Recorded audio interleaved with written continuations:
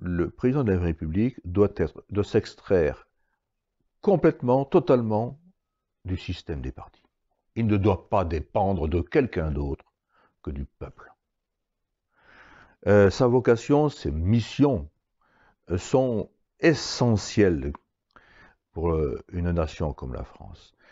Il y a d'abord la nécessité de conduire la nation, mais la conduire sur le moyen terme qui commence à 10 ans, le long terme qui commence à 40, 50 ans, et le très long terme à partir de 100 ans. Là où certains peuvent dire que je divague, non. Parce que je prends par exemple la démographie française, eh bien, si on regarde la démographie française telle qu'elle évolue depuis 1975 à peu près, eh bien, nous savons quelle sera la démographie française en 2100. Nous savons qu'en 2100, il y aura grosso modo 30 millions de Français, sauf bien sûr si on a un apport migratoire très important, mais si ces gens-là ne sont pas assimilés français, eh bien ils vivront sur un territoire qui s'appellera peut-être encore la France, mais qui ne sera plus la France. Conduire la France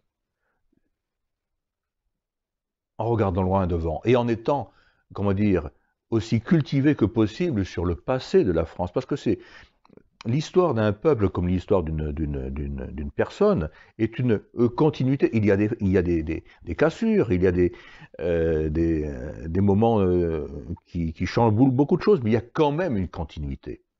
Eh bien, c'est vrai pour notre pays. Il y a une continuité depuis 2000 ans. Sa deuxième vocation, essentielle dans un pays comme la France, c'est d'unir les Français en permanence. Nous sommes un peuple qui a comment dire, une manie de se chamailler en permanence. Et c'est un peuple qu'il faut toujours unir et réunir. Tout au long de notre histoire, nous nous sommes désunis, nous nous sommes bagarrés entre nous. Et tout au long de l'histoire, il a fallu des Henri IV, des Saint-Louis, des Napoléon, de Gaulle, etc., pour refaire l'unité nationale, au moins temporairement. Et chaque fois que ces gens-là ont refait l'unité nationale, eh bien la France a connu une ère d'expansion, de prospérité et de bonheur. Et elle se fait, cette unité, comme dans une famille, autour de choses qu'on partage, d'idées qu'on partage, comment dire, de livres qu'on partage, plein de choses qu'on partage.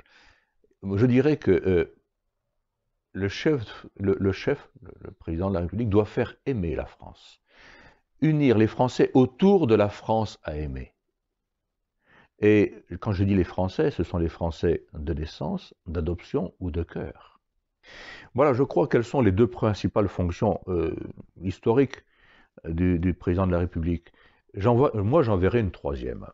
Et cette troisième fonction serait de préparer ses successeurs potentiels et les proposer au peuple.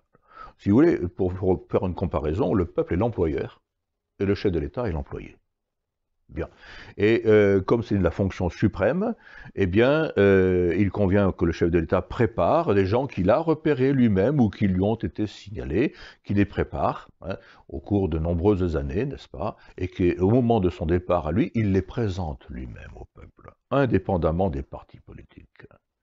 Parce que les partis politiques fonctionnent selon des idéologies qu'ils ont absolutisées, ce sont devenus des véritables absolus. On risque fort de se retrouver dans une guerre, entre guillemets, de religion, une guerre d'idéologie sur le territoire national, complètement destructrice.